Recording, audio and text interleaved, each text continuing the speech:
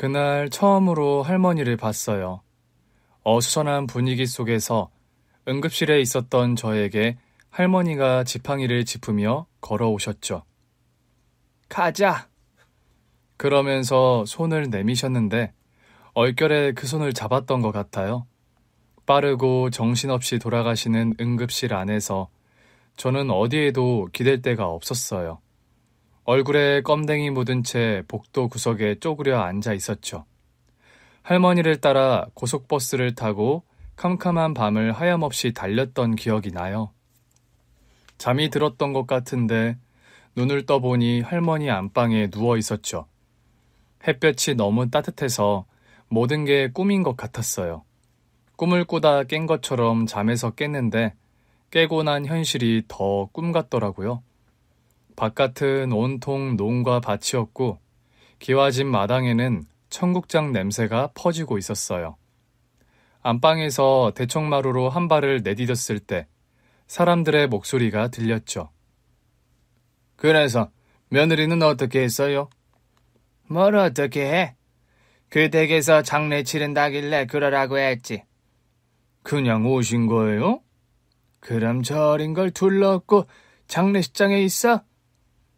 그렇긴 하지만 그래도 제 엄마가 하는 마지막 길인데 18살에 혼자 애 낳아서 키웠다는 그 며느리 맞죠? 우리 아들이 오토바이 사고로 먼저 가는 바람에. 여태 모르셨던 거예요? 우리 아들 보내고 나서 나한테 애 낳겠다고 그러길래 내가 낳아서 데리고 오라고 했거든. 내가 키울 테니까 너는 새 출발하라고. 나이도 젊은 게 인생 낭비하지 말라고 그랬더니 연락을 뚝 끊더라고. 근데 어떻게 연락이 온 거예요? 술이 깔딱깔딱 하는데도 내 이름이랑 주소를 계속 말하더래. 연락해달라고, 우리 애 좀 맡아달라고. 세상에. 다들 이따 물어. 애 앞에서는 아무 소리도 하지 마. 엄마가 돌아가셨다는 걸 그때 알았어요. 저는 다시 안방으로 들어가 이불 속으로 들어갔어요. 나를 비추는 햇빛을 피해 숨으려고 머리끝까지 이불을 뒤집어 썼죠. 사실 그 전까지 저는 엄마랑 저택에 살고 있었어요. 저같이 어린애는 하염없이 뛰어도 끝이 보이지 않는 것처럼 큰 정원도 있었고요. 엄마는 그 집에서 청소하고 밥도 하는 가정부셨어요. 우리 모녀는 그 댁 별채에서 살고 있었죠. 저는 태어났을 때부터 아빠가 없었어요. 그런 줄 알았는데 사고로 돌아가셨다고 듣긴 했거든요. 그러나 엄마가 그렇게 어린 나이에 저를 낳은 줄은 몰랐어요. 그때부터는 할머니와 살았는데 그 시간도 아주 길지 않았어요. 중학교에 올라갈 즈음 할머니가 돌아가셨거든요.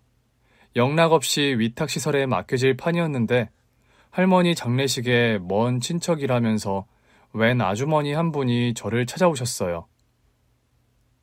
너 나랑 같이 갈래? 그러면서 불쑥 물으시는데 꼭 할머니가 저를 데리러 오던 그 순간 같더라고요. 그래서 고개를 끄덕였죠. 적어도 고아원에 가는 건 싫었으니까요. 일단은 고아원으로 갔고 입양 절차가 끝날 때까지는 고아원에 있었어요. 고아원에서 입양을 기다리는 시간이 참 길고 지겹게 느껴지더라고요. 마침내 입양돼서 양어머니 집에 갔을 때 저는 비로소 안도했던 것 같아요. 다시 살 집이 생겼다는 사실에 감개무량했죠. 그러나 그날 바로 깨달았어요. 그 아주머니, 아니 양어머니에게 고개를 끄덕였던 제 선택은 제가 산 길지 않은 인생의 모든 선택 중에 최악의 선택이었다는 것을요. 양어머니에겐 이미 2딸이 있었어요. 알고 보니 저랑 먼 친척도 아니었더라고요. 나중에 언니들이랑 양어머니가 하는 말을 들었거든요. 엄마, 집도 좁은데 쟤는 왜 데리고 온 거야? 외할머니 뵈러 갔다가 동네에 장례 터졌다고 해서 갔더니 중학생 손녀 하나가 고아원에 갈 판이라잖아. 그래서? 불쌍해서 데리고 왔다고? 불쌍한 무슨. 오갈 데도 없고 혈혈단신이라고 하길래 데리고 왔지. 데리고 와서 부려먹어도 누구 하나 와서 따질 사람은 없겠더라고. 파출부 불러서 일 시키느니 그냥 학교 보내주고 부려먹는 게 낫잖아. 막말로 고등학교까지는 돈이 많이 드는 것도 아니고. 우리 형편에 웬 파출부? 나 살림하기 싫어. 어차피 네 아빠도 1년에 한 번 올까 말까 하고 나더러 알아서 하라던데.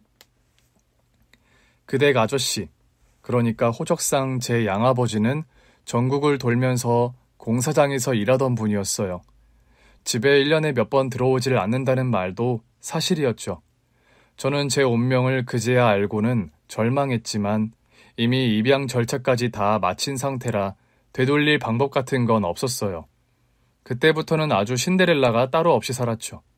그 집에 제가 쓸 방 같은 건 없어요. 언니 둘이 방을 하나씩 쓰고 있었고 안방은 양부모님 방이었고요.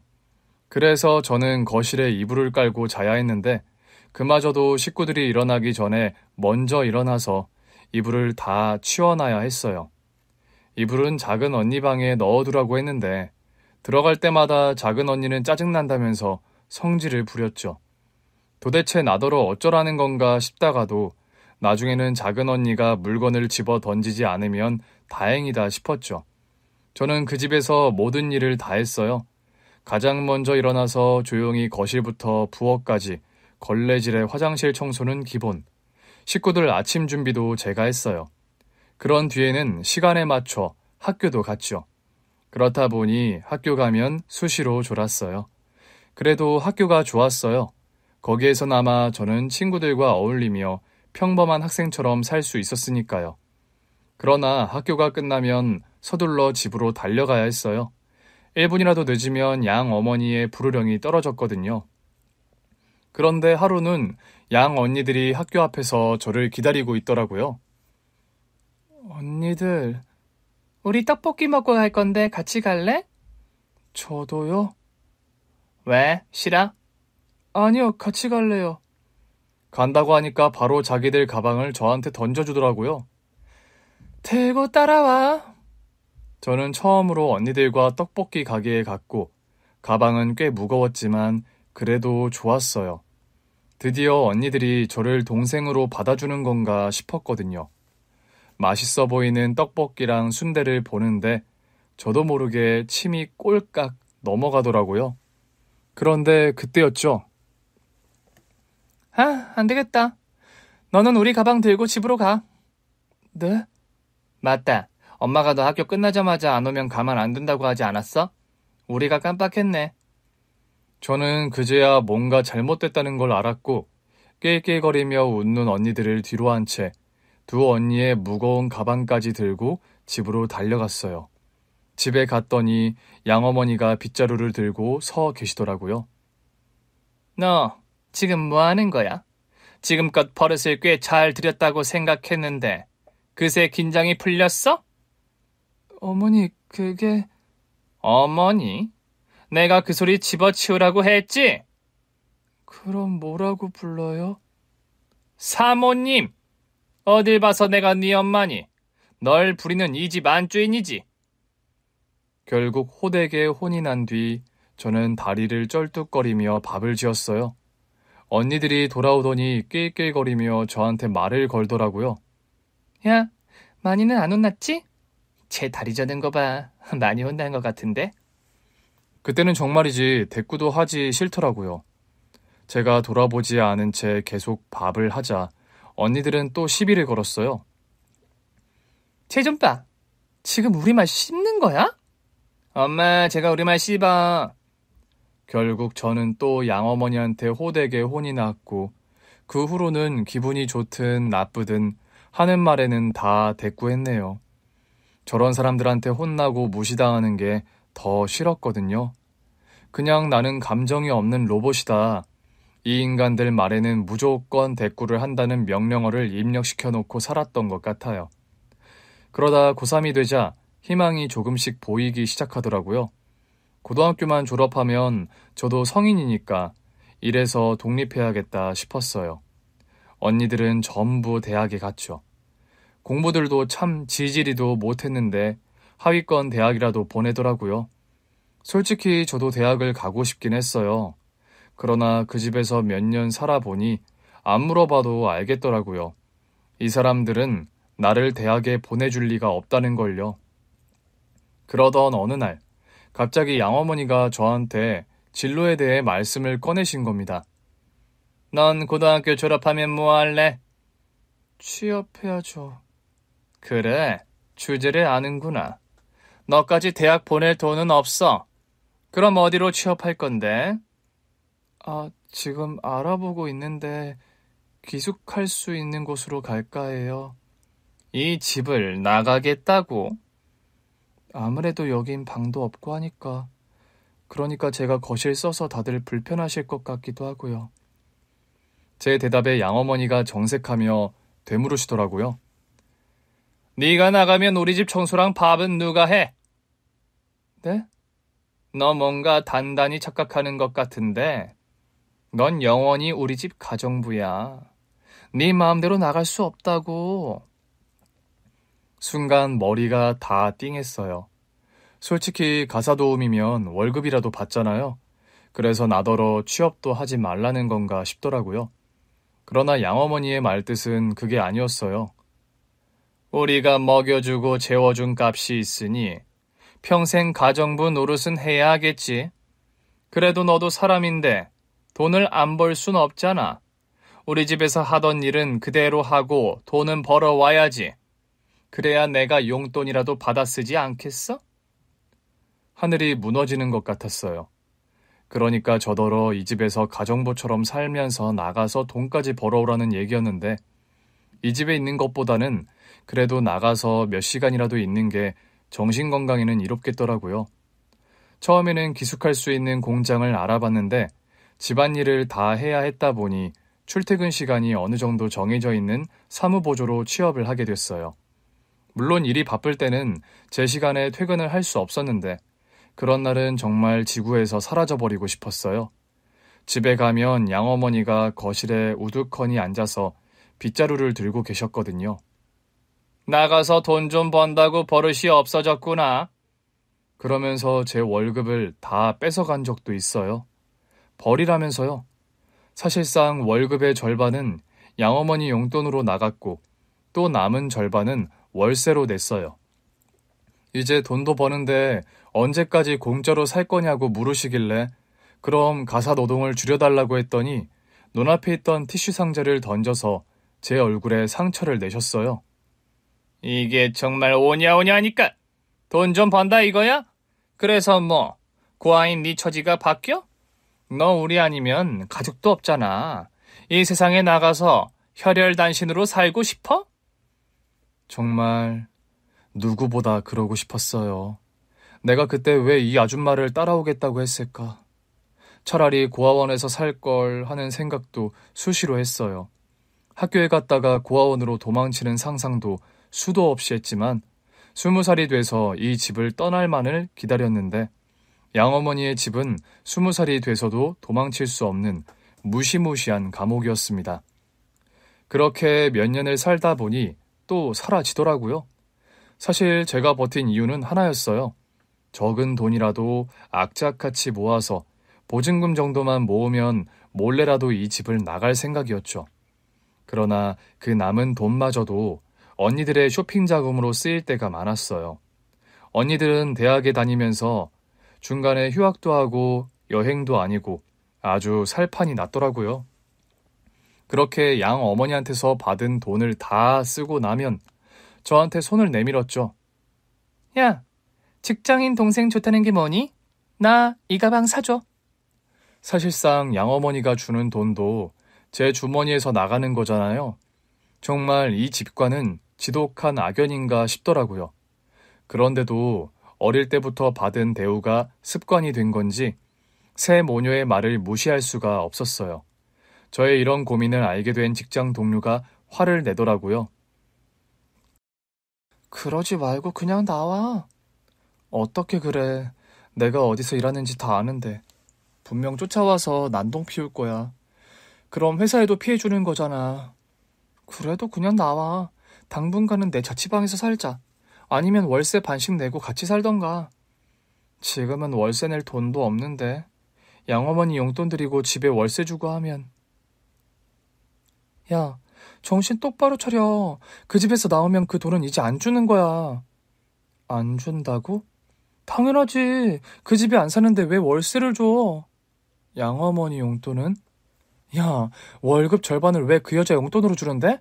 너 완전 세뇌당했구나? 그제야 제가 그 집 식구들에게 꽤 조종당하고 있었다는 걸 어렴풋이 알겠더라고요. 그러나 당장 현실을 바꾸는 건 어려웠어요. 무턱대고 집을 나왔다가 새 모녀가 회사에 찾아오는 게 더 싫더라고요.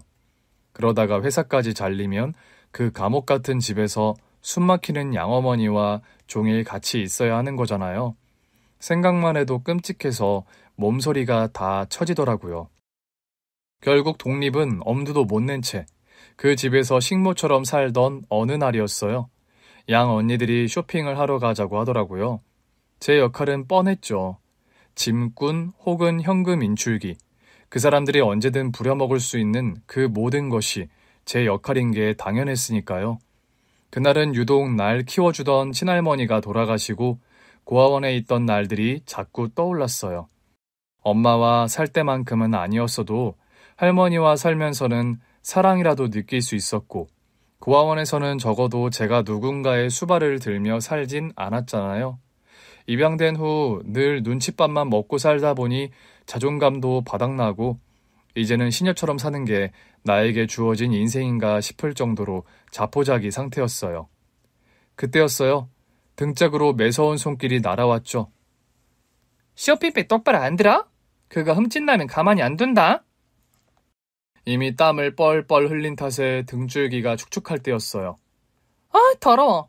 이렇게 축축해? 첫째 양언니의 구박을 들으며 다시 쇼핑백을 고쳐 들었을 때였어요. 너 쿠키 딸이지? 뒤에서 누군가가 저를 붙잡으면서 우리 엄마 이름을 말하는 겁니다. 놀라서 돌아봤을 때 한눈에도 귀부인으로 보이는 아주머니께서 저를 뚫어져라 보고 계셨어요. 저희 엄마를 아세요? 순간 양 언니들 얼굴이 하얗게 질리더라고요. 둘이 소곤거리는 소리가 들렸어요. 저 고아가 저런 귀부인을 어떻게 알아? 친엄마 이름이 쿠키인가 봐. 귀부인은 저를 와락 끌어안았어요. 아니, 이게 무슨 일이야. 쿠키 딸을 이렇게 다시 보다니.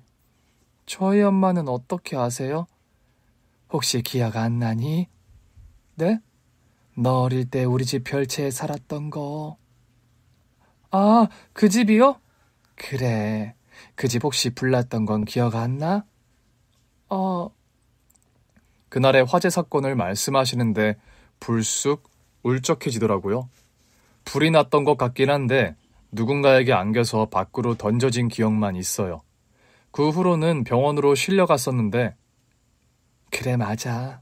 너희 엄마가 널 밖으로 구해냈겠지. 그랬던 거예요? 귀부인은 짙은 한숨과 함께 저에게 손을 내미셨어요. 나랑 같이 가자. 그 손을 보는데 순간 소름이 다 돋더라고요. 언제나 혼자가 될 때마다 내밀어 주었던 손들이 다 떠오르더라고요. 망설이고 있자 귀부인이 제 손을 덥석 잡았어요. 이제 무서워할 거 없어. 그러면서 귀부인께서 양 언니들을 보며 말씀하셨어요. 언니들 같은데 쇼핑은 둘이서 할 수 있죠? 네? 근데 쟤 저렇게 멋대로 어디 가고 그러면 우리 엄마한테 호되게 혼날 텐데요? 우리 엄마? 네, 우리 친엄마요. 쟤한테는 양어머니고요. 귀부인은 제 손에 들려있던 무거운 쇼핑백을 양언니들 앞에 집어 던지셨어요. 양언니들 얼굴이 또 한 번 하얗게 질리더라고요. 지금 뭐 하신 거예요? 이게 다 얼마짜리인 줄 알아요? 흠집나면 보상하실 거예요? 귀부인이 어이가 없다는 듯 웃으며 말씀하셨어요. 그래, 그 정도로는 흠집도 안 났겠지만 흠집 났으면 나한테 보상해달라고 해. 됐지? 그런 뒤 다시 다정하게 제 손을 잡으셨어요. 너에게 해줄 말이 많아. 나랑 같이 가자. 그러나 저는 두려웠어요. 제가 귀부인을 따라가는 일탈을 감행한다면 나에게 돌아오는 게 또 수치와 고통일 거라는 두려움이 엄습했거든요. 내 눈 봐봐. 그러나 귀부인께서는 제 멘탈을 꽉 잡아주셨어요. 제가 눈을 보자 귀부인께서 흔들림 없는 눈빛으로 말씀하셨죠. 이젠 내가 지켜줄게. 저는 결국 귀부인의 손에 이끌려서 갔고 양 언니들은 뒤에서 저를 째려보고 있었어요. 저는 귀부인의 고급 승용차에 탄 뒤 웬 저택에 도착했어요. 어릴 때 살던 그 집은 아닌 것 같더라고요. 제가 놀란 눈으로 둘러보자 귀부인께서 말씀하셨어요. 그 집은 아니야. 화재 이후 그 집은 팔았어. 들어갈까? 들어가자마자 귀부인은 일하는 분들에게 명령하셨어요. 이 아이 입을 만한 편하고 좋은 옷이랑 속옷 좀 준비해서 목욕물 좀 받아줘요. 예, 사모님. 그런 뒤 저에게 따뜻한 차를 마시게 하셨죠. 마셔. 마음이 좀 편해질 거야. 많이 지쳐 보인다. 그래 보였어요? 땀을 어찌나 뻘뻘 흘리고 있던지 멀리서도 안쓰러워서 눈길이 갔어. 뭐 저런 여자애들이 다 있나 싶더라고. 동생 같긴 한데 꼭 시녀 부리듯이 하는 게 거슬렸달까? 나도 부리는 사람들한테 저렇게는 안 하는데 싶더라고. 양언니들이에요. 그래. 걔들이 아까 그랬잖아. 자기한테는 친엄마, 너한테는 양엄마. 네가 날 따라가면 그 여자가 널 혼낼 거라고. 사실이에요. 아마 이대로 돌아가면 빗자루를 들고 기다리고 계실 거예요. 왜? 집에 가서 밥해야 하거든요. 밥을 한다고? 네가? 네. 입양된 후 쭉 했던 일이라 일이 힘들진 않은데 양어머니랑 양언니들 감정이 어디서 상할지를 알 수 없어서 힘들어요. 지금은 학생 같진 않아 보이는데 20살 되자마자 취업했어요. 근데 아직도 그 집에서 살고 있어? 사실은 20살 되자마자 기숙사 되는 공장 같은 데 들어가고 싶었는데 못했어요. 못하다니. 제가 계획을 말씀드렸더니 그럼 누가 집 청소랑 밥을 하냐면서 직장 다니면서도 그 집에서 살라고 하시더라고요. 그래서 그 말을 들었단 말이야? 안 들으면 또 지구 끝까지 쫓아오실 분이라서요. 그래도 일해서 돈 벌면 독립할 수도 있는 거잖아. 번 돈의 절반은 양어머니가 용돈으로 가져가시고 또 남은 돈의 절반은 월세로 내고 있어요. 귀부인께서 이해가 안 된다는 듯 물어보셨어요. 혹시 자기 딸들한테도 엄격하니? 아니요, 전혀요. 언니들은 아직 대학 졸업도 안 했어요. 그럼 그 집이 아주 부잣집이야? 아까 보니까 명품 쇼핑을 하던데. 전혀 아니에요. 저한테 대부분 뜯어내죠. 저는 언니들 짐꾼이자 현금 인출기 같은 존재니까요. 왜 그렇게 살았어? 도망칠 곳이 없었어요. 20살이 되기만을 기다리며 그 집에서 청소하고 밥하고 하면서 학교를 졸업했는데 끝내 벗어날 수 없는 지옥 같더라고요. 할머니 장례식장에서 그 손을 잡는 게 아니었는데. 그게 무슨 소리야? 엄마 돌아가시고 할머니랑 살았어요. 그런데 할머니도 연로하셔서 제가 중학교 때 돌아가셨어요. 영락없이 고아원에 가게 됐는데 장례식장에 양어머니가 조문객으로 들어오셨죠. 먼 친척이라면서 자기랑 같이 살겠냐고 물으셔서 그러겠다고 했어요. 그래서 고아원에 있다가 입양 절차가 끝나면서 양어머니 댁으로 들어가게 됐고요. 먼 친척? 알고 보니 아니었더라고요. 제가 속은 거죠. 널 속였구나. 네, 너무 어려서 판단을 잘못했던 것 같아요. 물론 제가 고아원에 갔다면 누군가에게 또 입양됐을 수도 있지만 적어도 이 집은 아니었을 것 같아서 후회한 적도 많아요. 마음이 많이 힘들었겠네. 물론 내가 보기엔 네 잘못은 하나도 없는 것 같지만. 정말 없는 걸까요? 널 이용한 네 양엄마가 문제 아니겠니? 그 엄마를 보고 그 딸내미들도 똑같이 널 대했을 거고. 맞아요. 부인이 또 한 번 탄식과 같은 한숨을 내쉬더라고요. 다 다 내 잘못 같아. 그때 내가 정신을 똑바로 차렸다면 널 내가 책임졌을 텐데. 네? 화재 사고 때 말이야. 난 불구덩이 속에서 정신을 잃어가고 있었어. 그런데 저 앞에서 네 엄마가 나를 부르면서 달려오더라고. 그 모습을 보고 안도하면서 정신을 잃었던 것 같아. 그때 이미 연기를 너무 마셨었거든. 정신을 차렸을 때 나는 병원에 있었고 네 엄마는 연기를 너무 많이 마시는 바람에 세상을 떠난 상태였지. 엄마가 사모님을 구했다고요? 너도 구하고 나까지 구했으니 얼마나 많은 연기를 마셨겠어. 나는 네 엄마의 마지막도 못 지켰어. 정신을 차렸을 때 나는 화재 후유증으로 트라우마를 앓았거든. 불만 봐도 자지러지게 놀라며 경기를 일으켰고 과호흡까지 와서 정신을 잃기도 했지. 결국 정신병원에 입원해서 치료만 3년을 받았어. 그러는 사이에도 널 떠올리지 못했어. 날 구하고 떠난 네 엄마 생각만 하며 눈물을 흘렸지. 그러면 안 됐는데 널 진즉에 떠올렸어야 했어.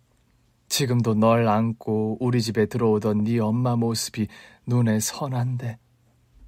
제가 아기일 때였나요? 갓난아기인 너를 안고 우리 집에 와서는 고개를 꾸벅 숙였었어. 죄송하다면서. 아기를 맡길 데가 없어서 같이 왔다고. 잠깐 옆에 눕혀두고 면접을 봐도 되겠냐고 묻더라고. 그 모습이 당차 보이면서 동시에 겸손해 보였어. 참 신기한 아가씨다 싶었지. 나보다 어린 여자였지만 더 단단해 보이더라고. 아기를 낳은 여자는 저런 모습인가 싶어 신기했지. 나는 요즘 말로 비혼주의자였거든. 그때는 독신주의자라고 했지. 비혼주의자세요? 그때도 할아버지 할머니께서 사시던 저택을 물려받아서 살고 있었지만 결혼 생각은 없었어. 부모님은요? 두 분 다 일찍 돌아가셨어. 외국에 나갔다가 사고로. 그 후로 결혼 같은 건 생각도 안 했어. 내가 자식을 낳아놓고 우리 부모님처럼 일찍 가버리면 어쩌나 싶고 그냥 혼자 사는 게 더 체질에 맞는 것도 같고 물론 할머니 할아버지는 내 이런 뜻까지는 모르셨어. 그냥 내 결혼이 좀 늦어지나 보다 하셨지. 할머니가 더 늦게 돌아가셨는데 마지막까지도 그러셨어. 우리 하나뿐인 손녀 결혼하는 거 보고 가야 하는데. 그래서 마음으로 참 죄송했지. 할머니 죄송하지만 저는 결혼 생각이 없어요. 그러면서 말이야. 그러셨구나. 그래서 네 엄마가 나에겐 단지 일하는 가정부가 아니라 자매 같았단다. 같이 책도 읽고 네 옷도 사러 가고 그랬어. 저는 어릴 때라 그런지 그런 기억까지는 없어요. 그랬겠지. 내가 많이 안아줬었는데 내가 네 엄마한테 약속했었어. 내가 네 딸의 대모가 돼주겠다고. 그런데도 후유증 때문에 널 잊고 있었던 거야. 아니지. 다 내 핑계야. 내가 미안해.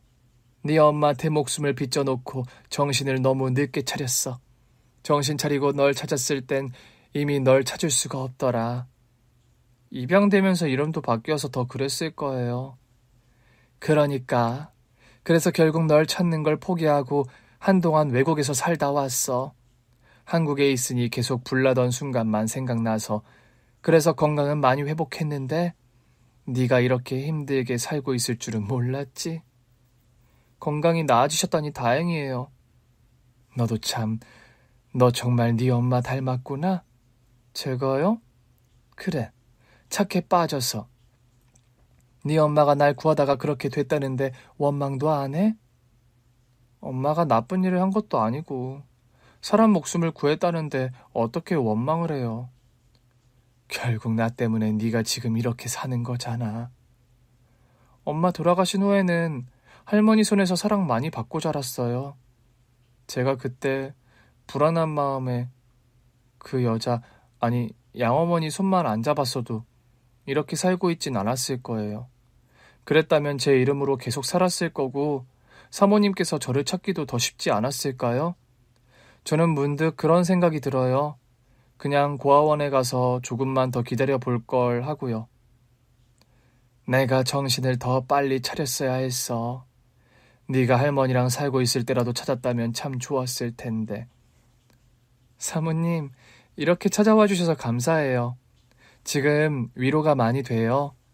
늘 엄마 생각, 할머니 생각하면서 버텼는데 두 분 다 돌아오실 수 없잖아요. 그래서 더 외로웠거든요. 그런데 사모님은 이렇게 살아계시니까 좋아요. 내가 미안해. 너를 진즉에 찾았어야 했어. 저도 모르게 눈물이 나더라고요. 저는 도우미 아주머니들이 준비해 주신 목욕물에 목욕한 뒤 새 옷으로 갈아입었어요. 보기엔 평범한데 좋은 옷이긴 한지 갈아입고 나니 몸이 한결 가볍더라고요. 역시 잘 어울리네. 감사합니다. 땀에 절어있던 옷을 버리니까 기분이 훨씬 좋아요. 네가 입고 있던 옷도 혹시 언니들이 입던 거야? 아, 네. 옷 사기엔 월급이 많이 안 남아서요. 모으기도 버거워서 언니들이나 양어머니가 버리는 옷만 입었어요. 그런데도 네 옷은 한 벌도 안 사주고 자기들 옷만 입었구나? 원래 그런 사람들이라서요. 기대한 적도 없어요. 그런데 그때 귀부인께서 생각지도 못한 질문을 하셨어요. 그 집에서 계속 양딸로 살 거야? 네? 계속 그 집 양딸로 살고 싶냐고. 그건 아니지만 되돌릴 방법은 없잖아요. 왜 없어? 파양하면 되지. 아, 해줄 리가 없어요. 절대요. 저를 평생 자기 집 시녀로 부려먹으려고 해요. 그럼 이제 갈까? 어딜요? 어디긴. 너의 그 못된 양어머니와 양언니들이 있는 집이지. 저는 귀부인과 함께 집으로 갔고 양어머니가 화들짝 놀라며 귀부인을 맞았어요. 안 그래도 우리 딸들한테 말씀 들었어요. 세상에 저희 딸들이 결례를 범했죠. 이깟게 뭐라고 배상하라고 투정 부렸다면서요. 투정이요? 제가 보기엔 겁을 주던데요.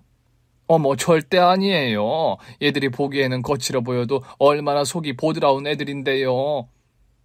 그렇습니까? 그렇게 보이진 않던데요. 아니에요. 우리 딸들이 얼마나 마음씨가 비단결들인데요.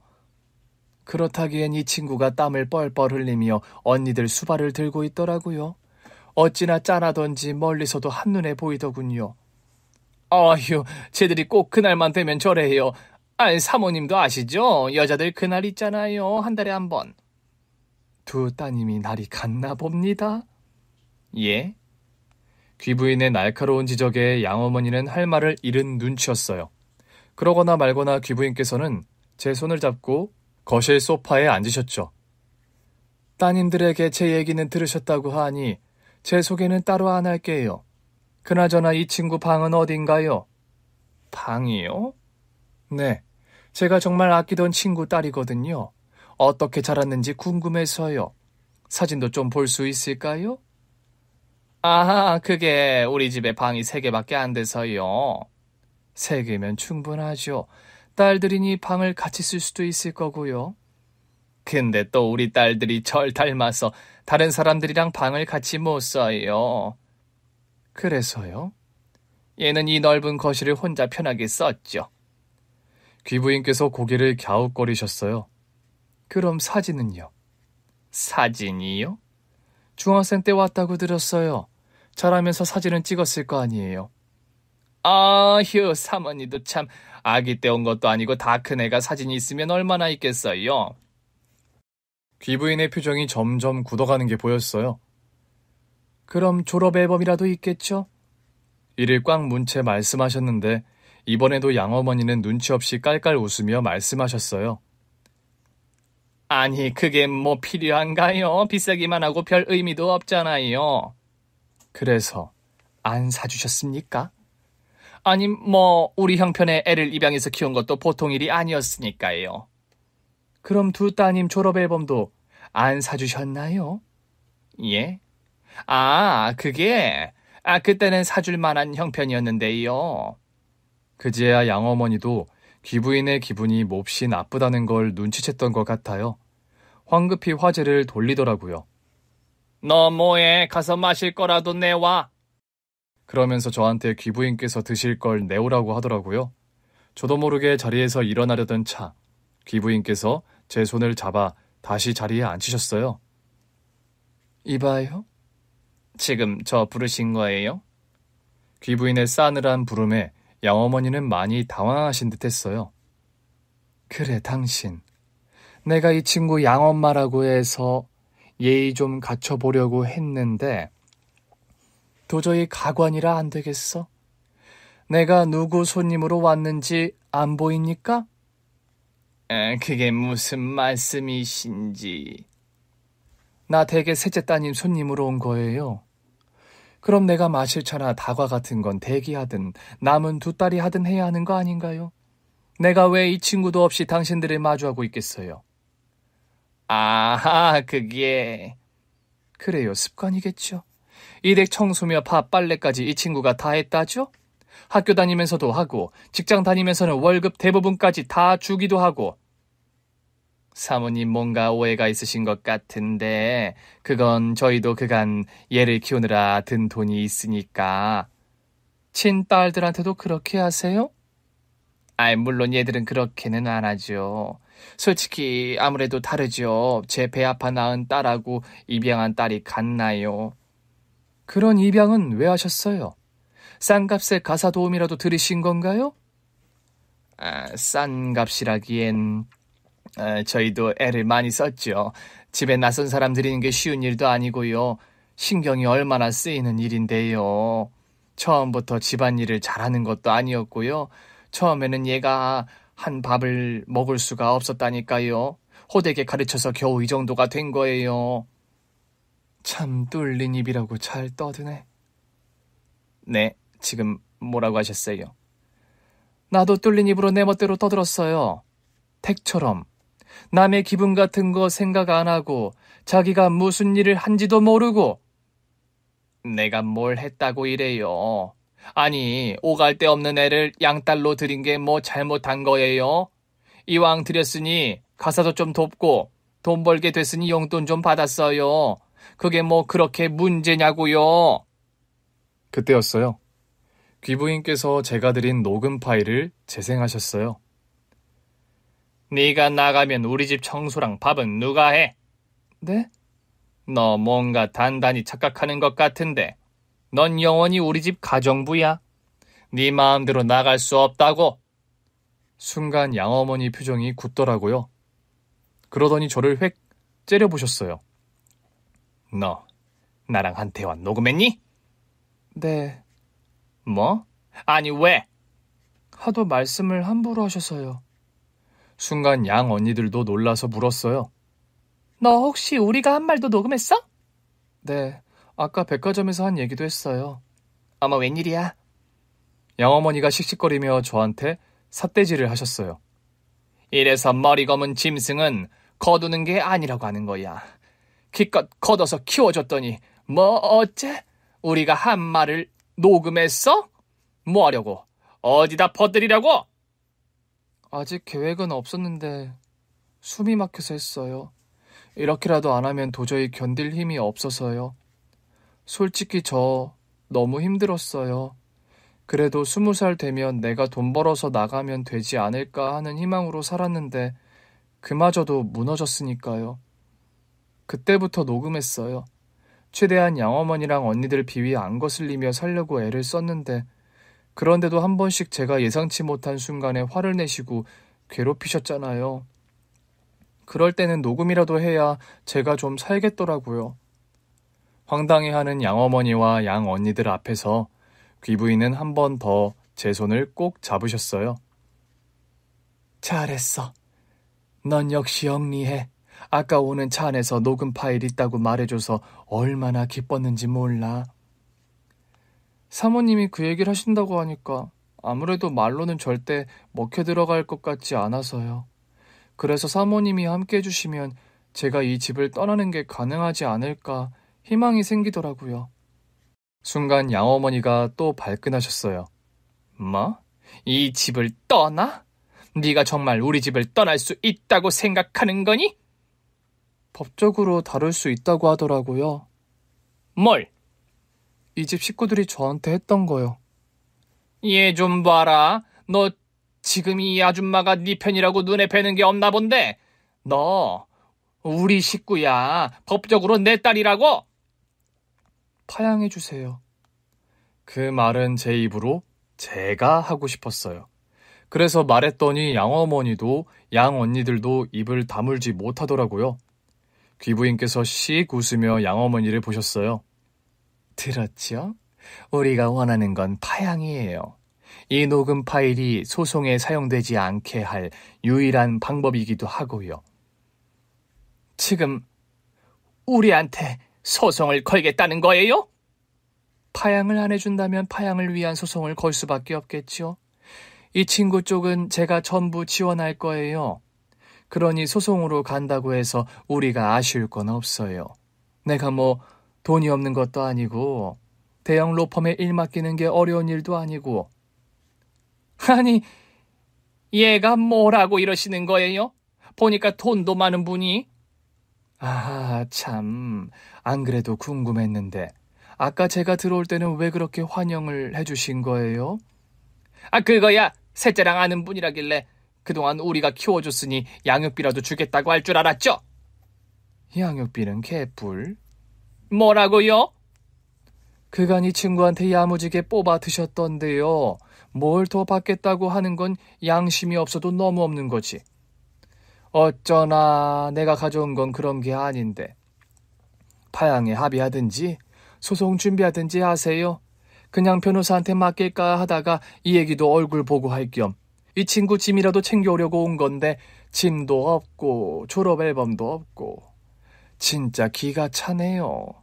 한 사람의 인생을 어떻게 이렇게 함부로 대할 수 있어요? 말 함부로 하지 마세요. 우리도 최선을 다했다고요. 최선은 이 친구가 다했던데요. 결국 새 모녀는 대꾸하지 못했고 귀부인께서는 화가 나서 저를 데리고 자리에서 일어나셨어요. 소송 준비하세요. 그만 가자. 귀부인을 따라 나가는데 저 들으라는 듯 양어머니가 중얼거렸어요. 저 바보는 그때도 내가 내민 손을 덥석 잡아서 제 팔자를 꼬더니 이번에도 똑같구만.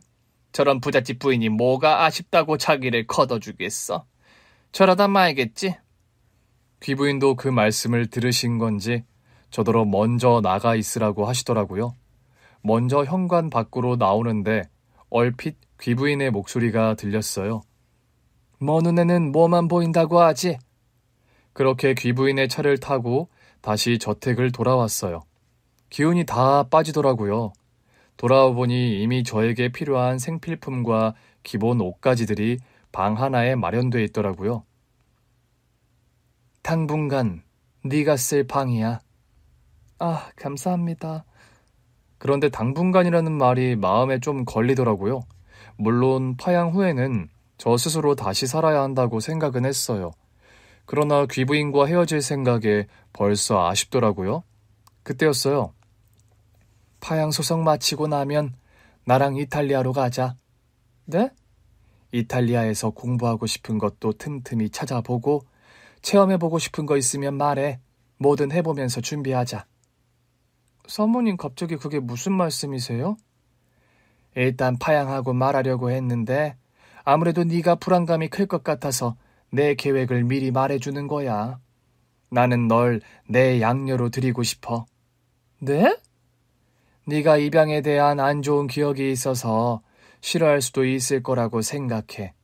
만약 그렇다면 그냥 파양해서 원래 호적 회복하고 그냥 나랑 이탈리아만 같이 가도 괜찮아.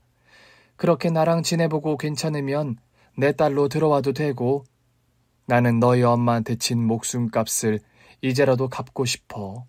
네 대모가 돼주겠다던 약속도 지키고 싶고 난 자식이 없잖아. 네가 내 모든 걸 물려받았으면 좋겠어. 그래서 양녀로 드리고 싶다고 한 거야. 갑작스러운 제안에 뭐라 대답을 못하겠더라고요. 네 마음 다 알아. 그러니까 천천히 생각해. 근데 한 가지는 무조건 해줘. 나랑 이탈리아 가는 거. 근데 제가 이탈리아어를... 이제부터 너 바빠질 거야. 이탈리아어도 배워야 하고 파양 소송도 해야 하고 출국 준비도 해야 하니까. 내가 이탈리아 가기 전에 이탈리아어 배웠던 과외 선생님이 매일 집으로 오실 거야. 수업 듣고 네가 이탈리아 가서 하고 싶은 거 찾아보고 체험도 하고. 그러는 사이 네 파양 소송은 변호사 통해서 내가 진행할게. 어때? 네, 감사합니다. 모든 게 다 얼떨떨했지만 일단 저는 회사에 사직서를 제출했어요. 사무보조의 정규직이 아닌 계약직이었던지라 바로 수리를 해주시더라고요. 그간 수고했다면서요. 그렇게 관두고 나왔더니 통장에 돈이 입금됐어요. 전날까지 일한 월급이랑 퇴직금이 입금될 거라고 했는데 그 돈인가 싶었죠. 그런데 돈이 너무 많은 겁니다. 알고 보니 귀부인이 입금해 주신 거더라고요. 놀라서 전화를 드렸더니 뭘 그렇게 놀라냐는 뉘앙스셨어요. 내 말 하나 믿고 회사까지 관두는 건데 내가 그 정도는 미리 줘야지. 너 또 순진하게 내 말만 듣고 그냥 퇴사하더라. 하여튼 넌 참 영리한 듯 순진해. 그래도 너무 많아요. 저 어차피 사모님 딸 될 거잖아요. 정말? 너 내 딸 할 거야? 그새 마음이 바뀌신 거예요? 아니, 절대 아니지. 나는 네가 고민하는 시간이 길어질까 봐. 그 사이에 편히 쓰라고 용돈 넣은 거야. 나야 당연히 좋지. 안 그래도 지금 변호사 만나고 있어.